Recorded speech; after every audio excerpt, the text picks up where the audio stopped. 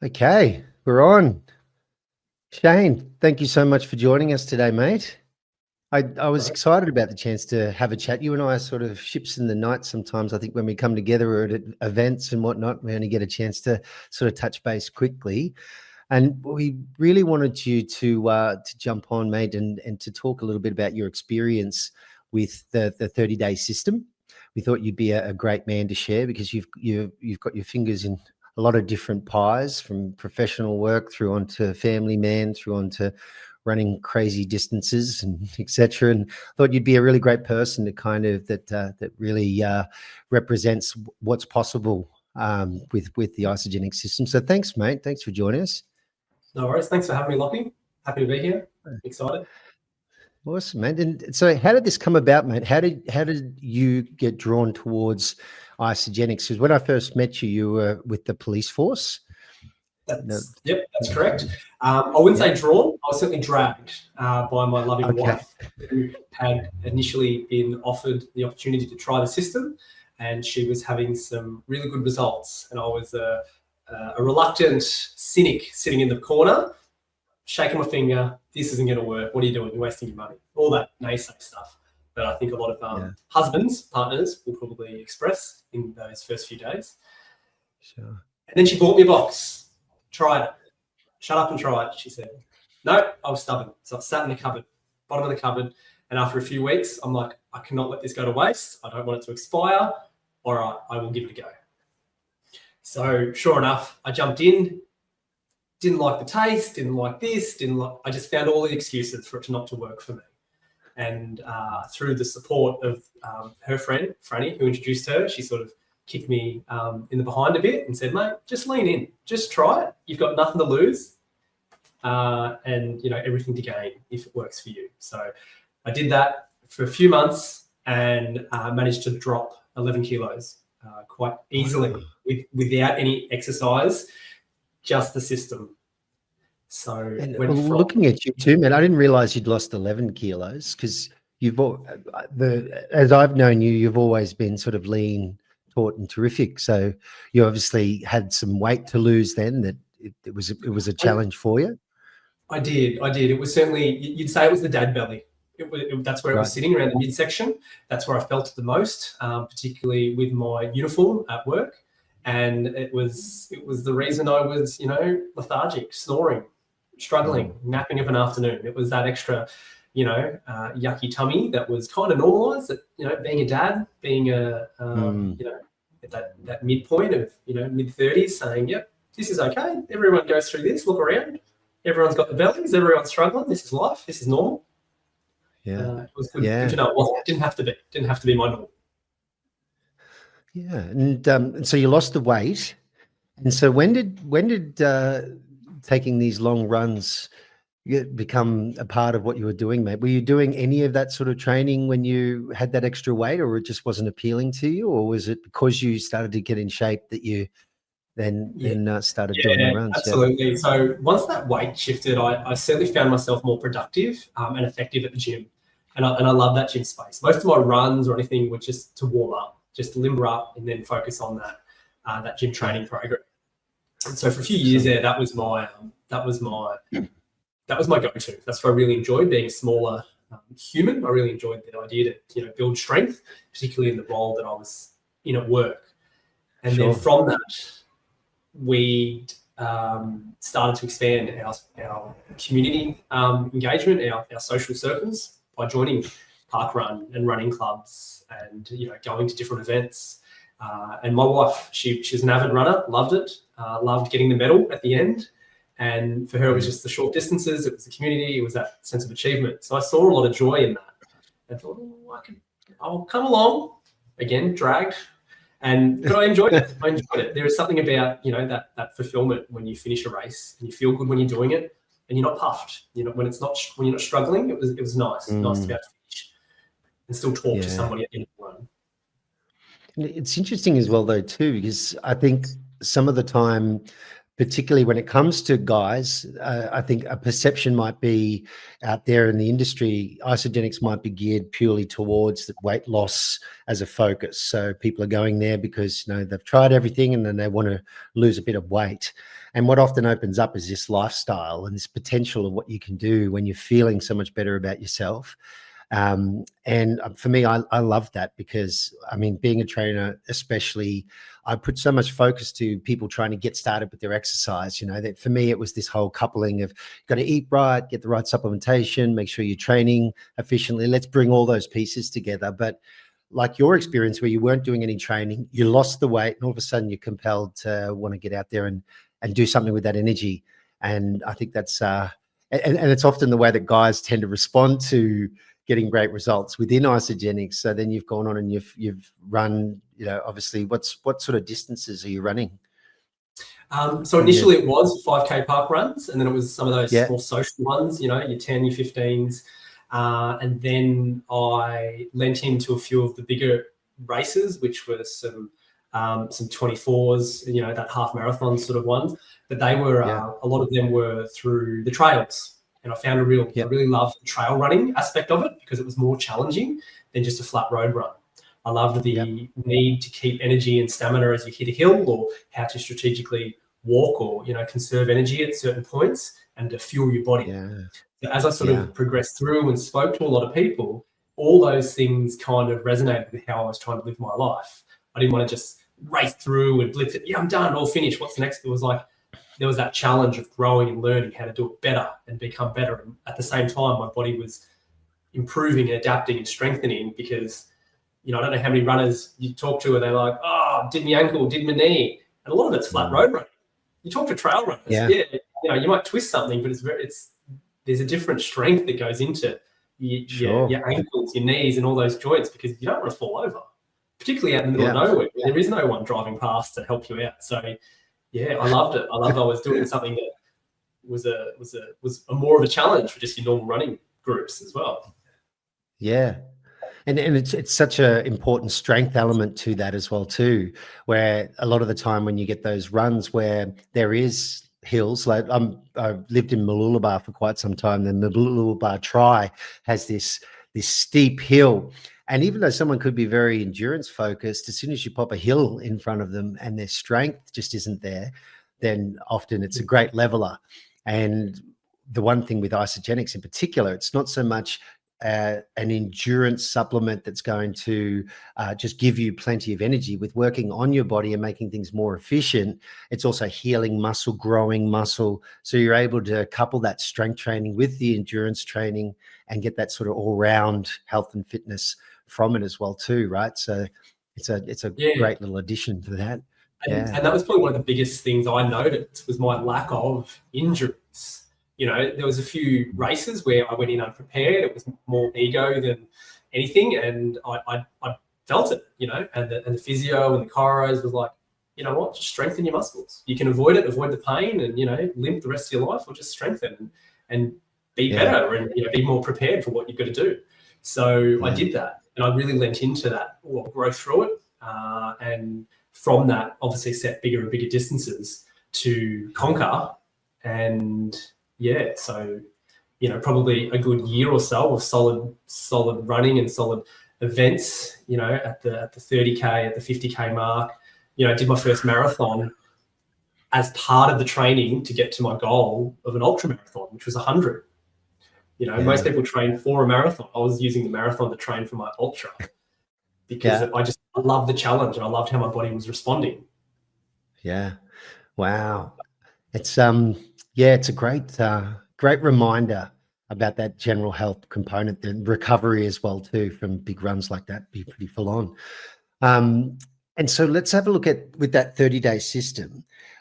Obviously, the system is going to be easy for most people to perceive, in that we've got a list of different supplements that we take over a period of 30 days to start off with. And we've got cleanse days that we place in on those weeks as a great little reset, give the body a chance to rest from digestion, but also we get all these wonderful benefits from cleansing, growth hormone, autophagy, where our cells turn over, and all this fun stuff starts to happen as part of that entire system. What part of that system do you resonate with most, mate? Or what is it that you like most about that? I guess it was a simplicity of knowing where I got my good quality protein from. you know, how I started my day, how I finished and recovered. And I never felt like I was struggling. I never felt I had to do more or eat more. I was still enjoying, you know, meals with the family, going out with friends, but I knew I always had this stable base that gave me the fuel I needed, you know, and often my pre-run was, you know, have that shake, get that into me. And, you know, and obviously I would fuel my body throughout. When you're doing endurance races, you've got to maintain a level of carbs, and, you know, it's very different and difficult for people to understand. What do you mean you eat when you run? Yeah, no, it's a thing. Yeah. Otherwise you crash and burn if you eat too much calories. But coming back, there was a recovery element of feeling okay and not going into a cramp or, you know, muscle spasms or anything like that, because I was hydrated. I had the body was just doing what it could do because it was fueled right. So for me, I loved having that. I didn't have to go elsewhere. I didn't have to seek, you know, a different meal plan. I didn't have to, you know, engage a nutritionist and say, what about this? Where are my macros? What's this? I had it in front of me this whole time. So it's just great to use. Yeah, that's awesome.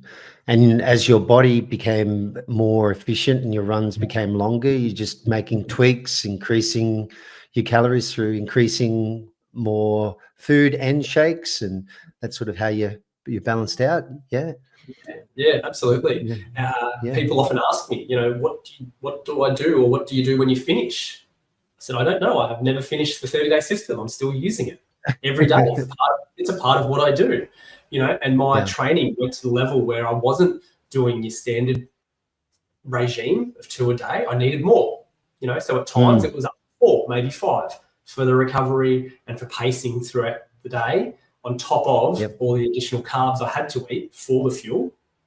Carbs equals energy. Protein helps the recovery. So it was a real simple way. Like, I had everything I needed, that I could just keep pushing ahead, and with confidence. Most people, like, you know, you've given yourself, you know, not much time. How are you going to prepare? Well, I just had a plan in front of me, and this was behind me supporting it, and I was able to just tackle it literally one step at a time. And how do you find with the cleansing too, mate? Are you a fan of the cleansing? Yeah, it was interesting because my running coach wasn't a fan. Don't fast. Don't do this. You don't need to lose weight. I said, I'm not trying to lose weight. And I actually said to her, I'm doing it to promote autophagy. And she paused, didn't argue with it. Okay, no worries. You know, and she's a nutritionist, and she's, you know, an amazing, you know, physical athlete herself. So she knew the benefits straight away when she heard that was part of my recovery and what I got from it.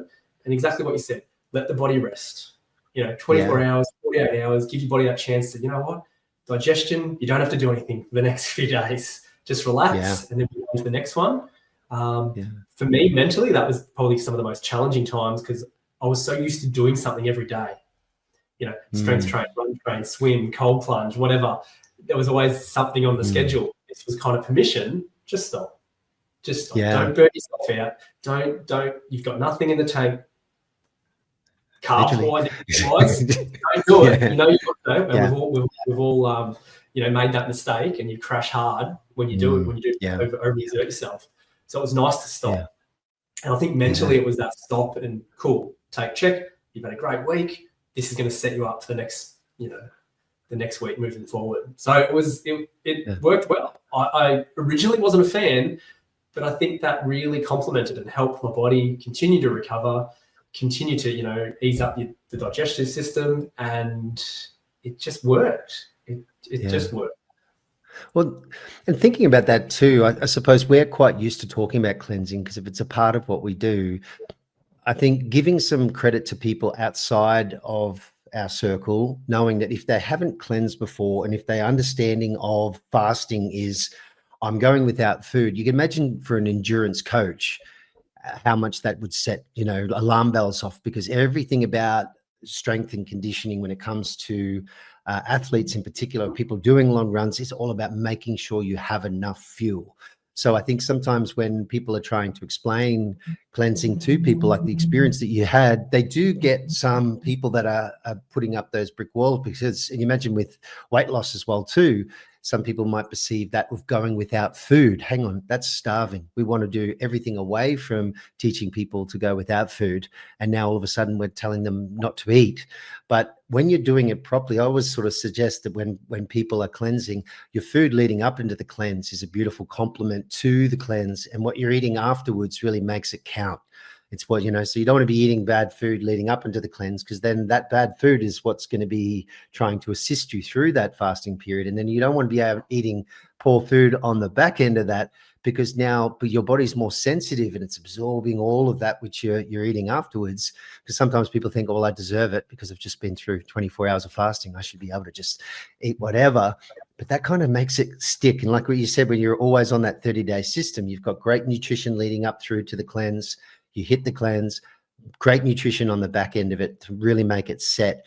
And I'll ask this a lot, when you go to train after you do that cleanse day, do you have a strategy of how many meals you'd like to eat prior to it? Or do you just go on feeling, where if you feel like, you haven't got enough in the tank, that you sort of stave off that session for a bit later in the day? Or most of my training was early mornings, but I would always make sure any movement, I certainly wouldn't do any of my long runs. I wouldn't do a 20, 30, 40K run after a cleanse, maybe between 8 to 12. And that was just at a moderate pace, because it was more about recovery, just getting the body back into it.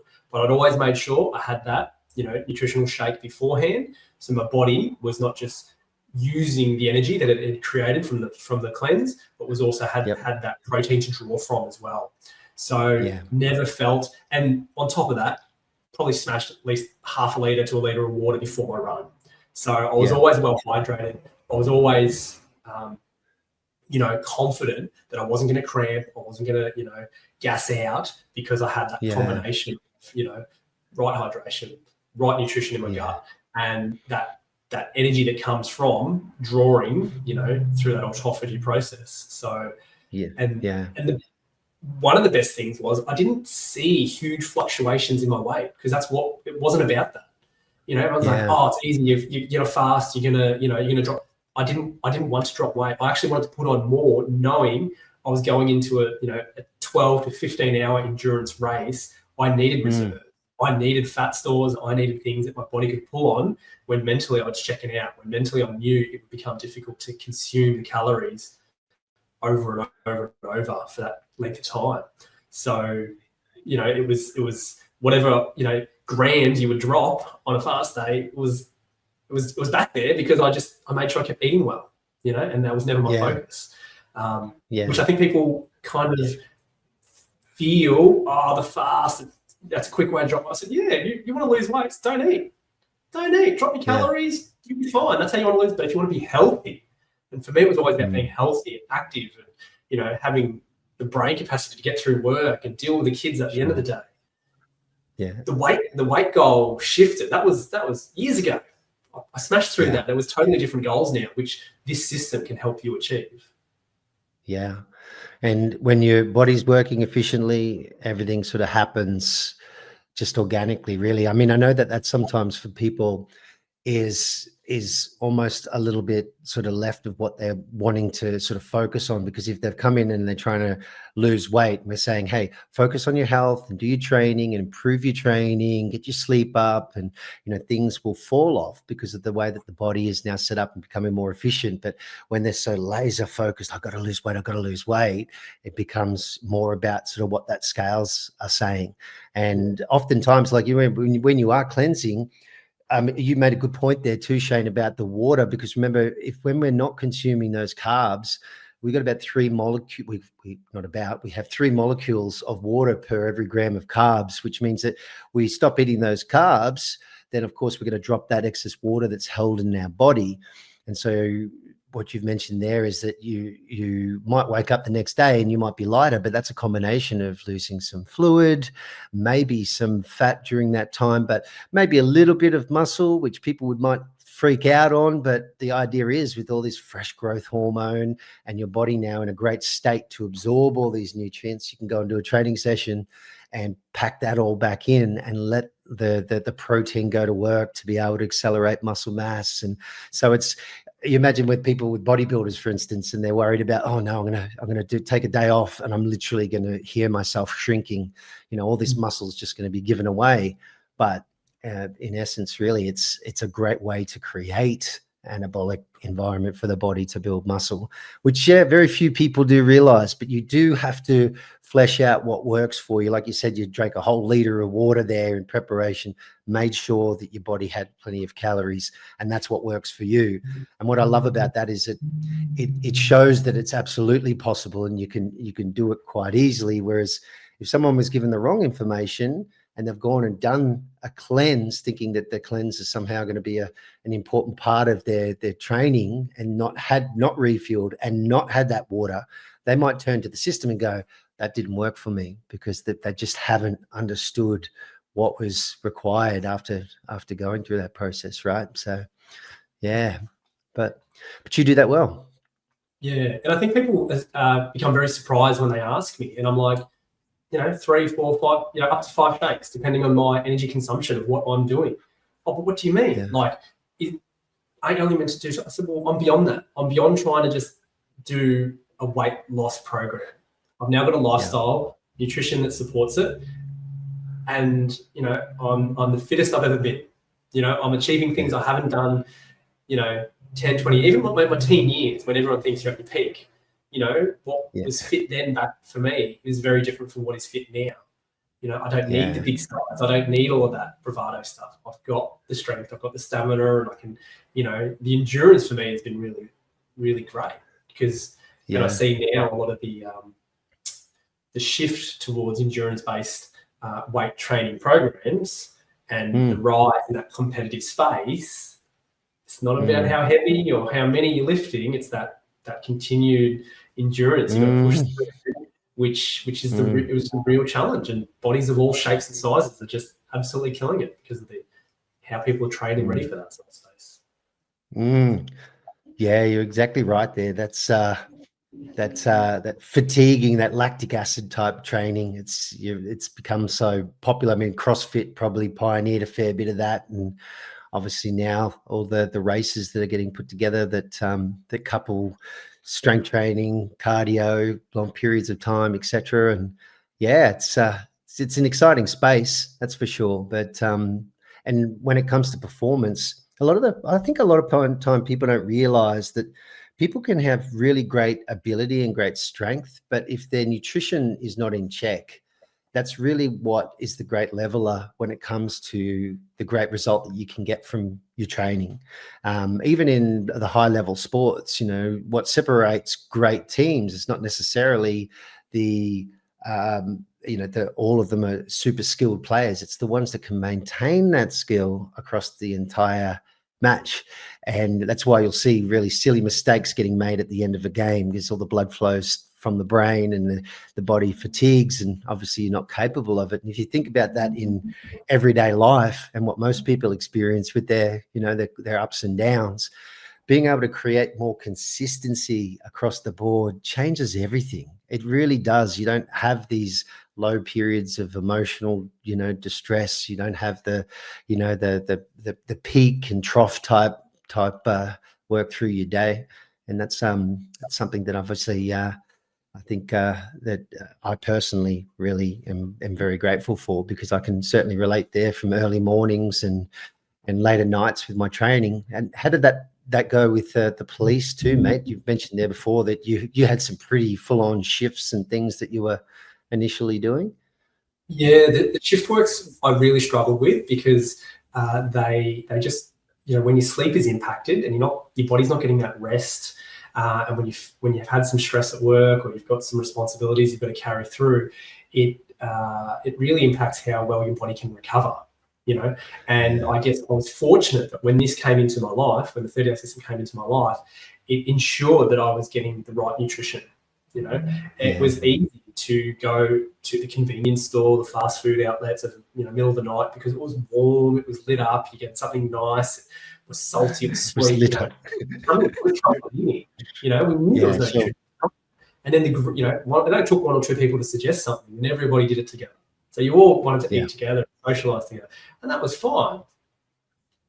I was able to break out of that, group think, so to speak. I was able to sort of, just run my own course. And like, hey, if I was going to have it, I knew I'd still have my good nutrition on the other end of the shift, Yeah. and being able to finish off strong, 6 o'clock, 6:30 in the morning, the wife and kids are still in bed. So I'm going to go to the gym for an hour and a bit until they get up, like most people are going and crashing, and everyone says, Yeah. oh, I have a beer and I just zonk it. I go to bed straight away. Nah, I'm going to do the physical stuff I need to do for my body.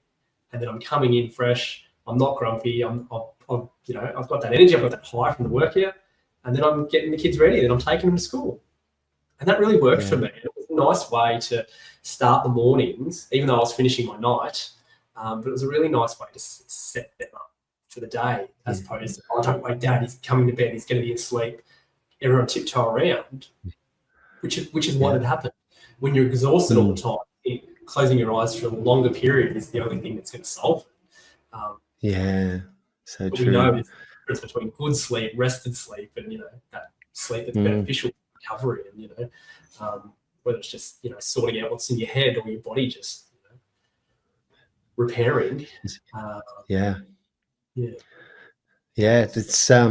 the repair side of things becomes so much more important. I think as we do get older, we realize that maybe you can't switch and change things up as easily as what you used to be able to and recover as quickly. I mean, I know myself personally, even preparing, I recently did a trip over to Thailand to do some training, some Muay Thai training, and I hadn't really done a lot of it within a few years, and it took a little while for my body just to assimilate with that environment. But I was really fortunate to have the products and the knowing that when I did do a session and give myself some proper rest, that it's going to work, and that ultimately I can come back quicker. And that's when people talk about consistency, I think often they don't look into the fact that being consistent means that you're capable of still going. It's not just etching out the time. It's like, am I actually going to be able to get out of bed and go for that run, or hit those pads, or go to that class, or lift those weights?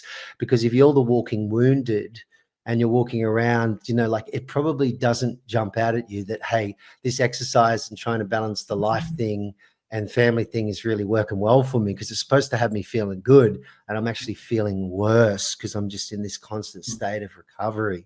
But if you're recovering quicker, you're able to back it up quicker, backing it up quicker, and then that causes you to move forward quicker. And if you're moving forward quicker, then, hey, all the results, and obviously the elation of getting great results and, feeling good about yourself, all tends to follow. And you're no longer with the police now. You're sleeping normal hours now, mate. That's a given. Back to a 9 to 5 desk-based job. It's been very conducive to a work-life balance. With kids, I've now got 2 teenagers and a younger one who's about to enter into grade 6 next year. And it was about prioritizing my health and the time with the family. So through that growth, through that, achieving really good things physically for myself, I recognized this is a space I need to change. I can't continue to put my body through, unpredictable sleep patterns and different levels of work stress. I needed something that was going to complement so I could live my life a bit fuller. And so I made that choice. As much as I loved the job and my people that I worked with, and it was really rewarding and exciting stuff. But again, consistency, good sleep, good routine just makes everything better. And people forget consistency isn't sexy. It's not grand. It's not a once off. It's the boring day to day. Do it.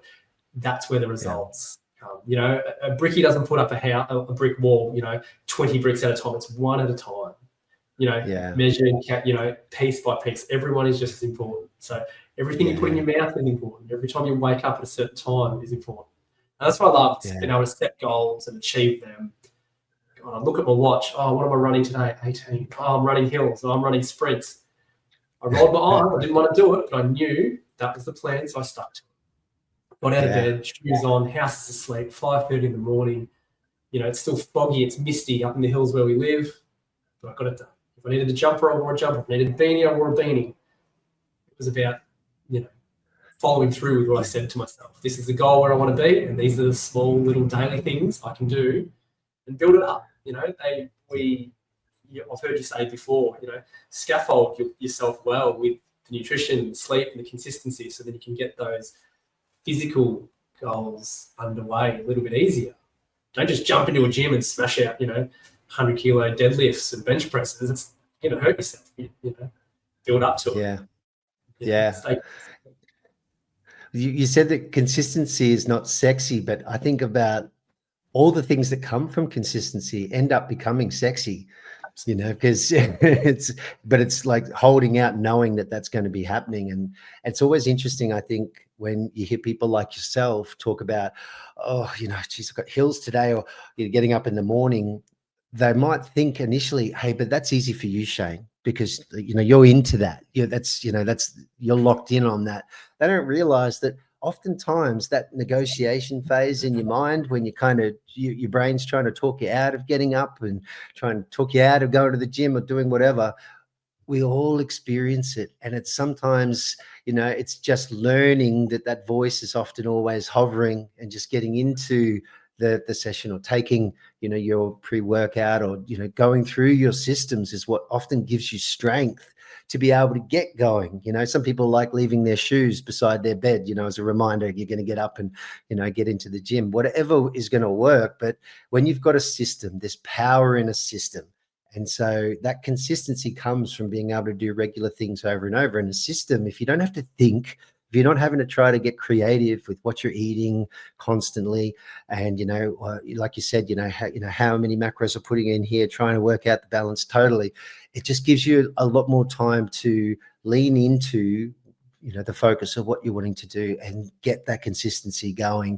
And then usually, do you find though, mate, in about first 5 minutes of the run, if you're struggling a little bit to get going and you're thinking, oh, what am I doing this? What's going on?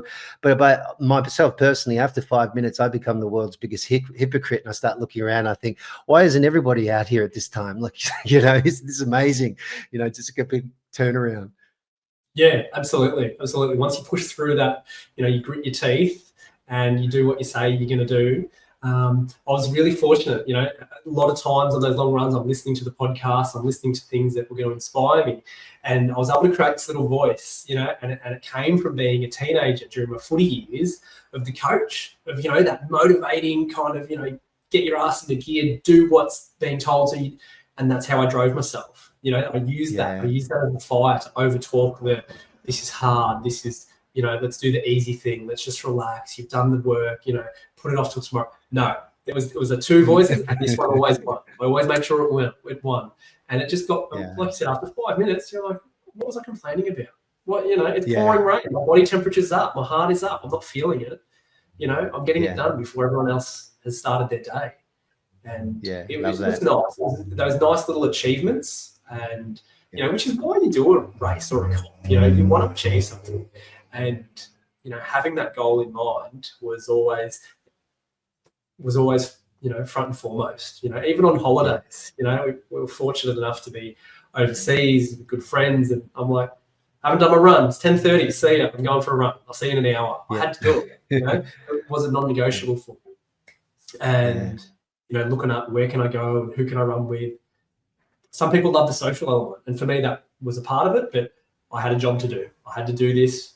I had to be very consistent in the training, and even the advice from my coach coming into the big race, my first ever 100K race a couple of months ago, was, you've done the training. Trust yourself. Back yourself. There's no magical pill to swallow it. You've done it. You've done the work. Yeah. It was really humbling. Like, okay, that's good to know. Yeah, go have some fun. What am I doing? I expected all this other stuff to come. No, you've trained to eat the amount of carbs every half hour. You know how to carry your water. You know where your checkpoints are. You know to swap out your shoes. And I finished. Yeah. No blisters, no injuries, no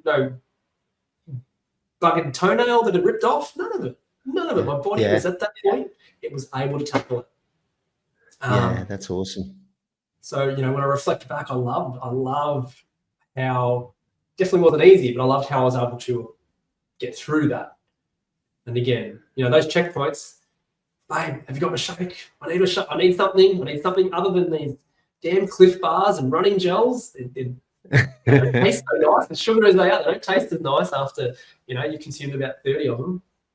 So it was grow, like a really good way to know I just had that support, had that support under me to do those things. And that's what I encourage people to find. Find your goal. Find something that's important. Find something that you want to achieve. It doesn't matter how big. Oh, I can't run. Don't run. Walk. Oh, I can only walk. Walk, okay. That's okay. Everyone starts somewhere. I always think big goals, big medals, because that's what social media shows us, and that's the success of people. But your own success is what you invest in, what you want to do for it. And I think I always say, like you said it, live healthy lifestyle. Those other benefits will come. The weight loss is a thing that we've been geared towards our whole life because of social media and magazines and celebrities. Yeah, it's just exactly it. And I think a lot of the time too, Shane, when people get into, maybe they have an initial goal of wanting to lose weight and they drop that weight, sometimes people might find themselves thinking like, well, what now? Because for so long they might have had a plan. I just need to lose this weight, and they're trying everything, and they've got some collateral damage from all the different the diets that they've tried and all the different training or whatever it might be. But they finally find something and they get the result, and they think, well, what now? If I'm not training for something, what is actually my goal? Why am I doing this? And that's why it's not uncommon. I've seen this so many times in Isagenix. Someone says, I'm going for a run. Oh, now I'm going to go for this run, or I'm going to be competing. We're just talking to Gabby not too long ago over in New Zealand. She just started rugby at a 40-plus-year-old woman, just starting rugby. We don't want you to compare yourself directly to the person that's going out there and doing these extreme things, it seems, but understand that all they're doing is they're just stepping to the next level because they're compelled to do it. But you'll only really get that once you're in that flow, right? And so this is where it's a really great thing. The 30-day system is potentially for some people a really great catalyst. Let's get a start, because that same voice that you're talking about, that seductive voice of reason that tells us not to train or not to eat this food, is the same voice that's going to show up when you're doing a cleanse, when you're having to take your shakes at the right time, to maybe tweak your nutrition a little bit. And if people understand a little bit more about, hey, if you learn to move through that, and if you learn to commit yourself to the system, the results that come from it are what are going to compel you to want to, right? That's exciting. You don't want to give that away. You really want to keep to that. Yeah, absolutely. And we know that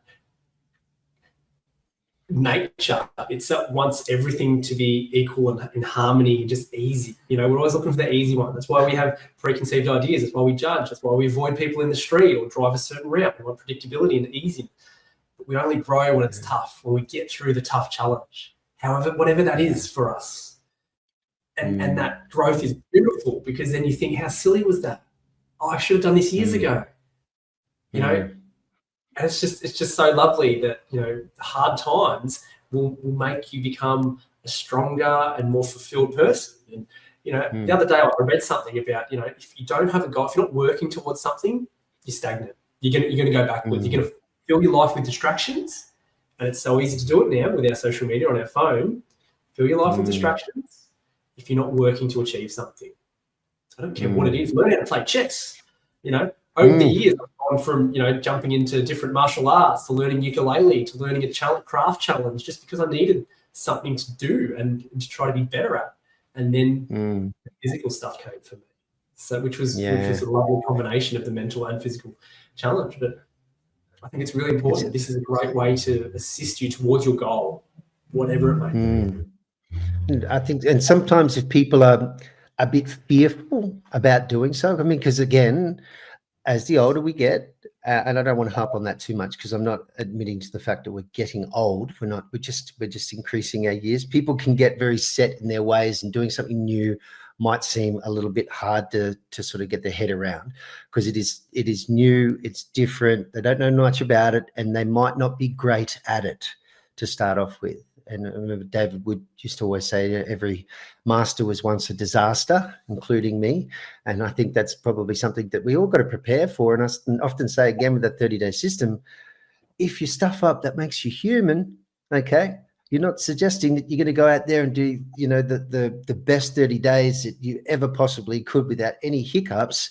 I mean, the only way you're going to learn is from making some mistakes, but being conscious of that. I think one of the things that I often see when people try new things is if they've made the effort to get there to do it, whether it's going on a 30-day system training and they don't get it perfect, we've almost got like this sense of, if it's not perfect, then I didn't do it properly. I need to just stop it here. And maybe I'll just start again next week. And then the rest of the week looks like haphazard because they're now thinking that, well, unless it's perfect, it's not going to be something that I want to keep pursuing. It needs to be perfect. And really most of the road to success is an imperfect path, isn't it? It's there's nothing beautifully linear about it. It's, you know, it's all over the place. So this is why we often say to get a start and to get into the system, to get into the flow is the most important thing, because you start to navigate what's going to be the best fit for you.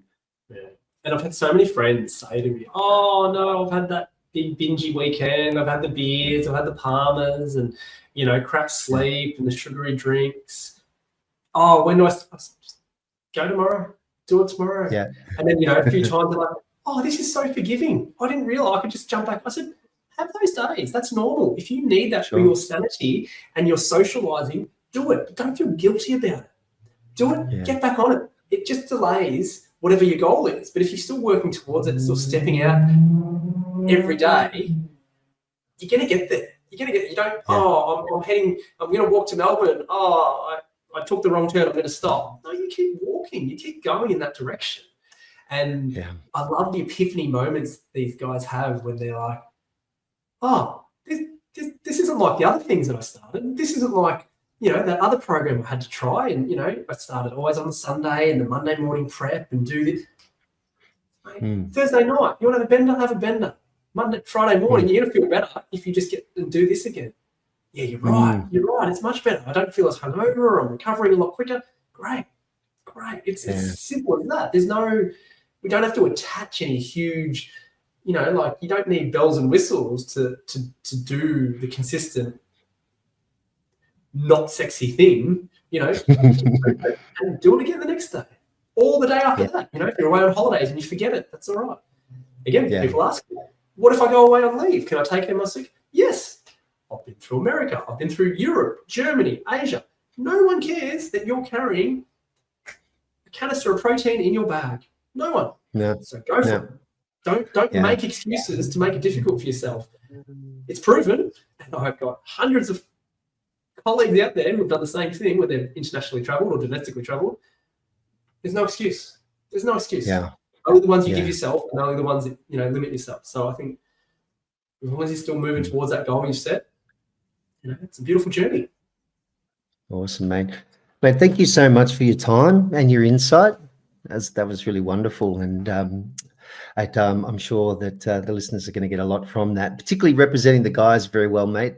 We appreciate you and that you're flying the flag for Isagenix for the guys here in Australia. And yeah, mate, all the best. What's the next challenge for you, mate? What's your next big I've been toying with the idea of going into High Rocks comp or doing a backyard ultra. So for those who don't know, a backyard ultra is a 6.7 kilometer track, generally hilly trail track that you run on the hour every hour. So if you do it for 24 hours, it's essentially 140 Ks, which is 100 miles, which is huge. Right. So as soon as I finished my 100 Ks, I was like, what's the next goal? Everyone's like 100 miler, do the 140. So I haven't committed yet. And to be honest, I'm a bit lost because I haven't got this goal set in stone. I'm allowing my body and mind to just sit in this ambiguity of what's next, what's he going to throw at us. But I've been watching, you know, some amazing runners. Phil Gore, I think he ran 470 kilometers in like 5 or 6 days, 6.7, and he was doing a 4-minute 5-minute pace on every lap on the hour. Like I love that mental challenge of running and stopping and running and stop. So I'm like, there's one local coming up. Who knows? You know, it might work. Some people crash out after 10 or 15 hours. I'd love to see out the full for 24. I think that would be, who knows? who knows what the wife will put up with, and you know, whether she wants to be my support crew through the 2-3 o'clock in the morning laps. But yeah, there's some. Yeah, I do have some smaller trail running events coming up over the next few months, which is really exciting. Just in Victoria, some 24s, some 56K races, and you know, I don't know, maybe I'll chuck a few marathons in there at the same time. That's awesome, mate. Well, we wish you all the best of that, mate. Look forward to a good catch up soon. Thank you very much, Lockie. Cheers.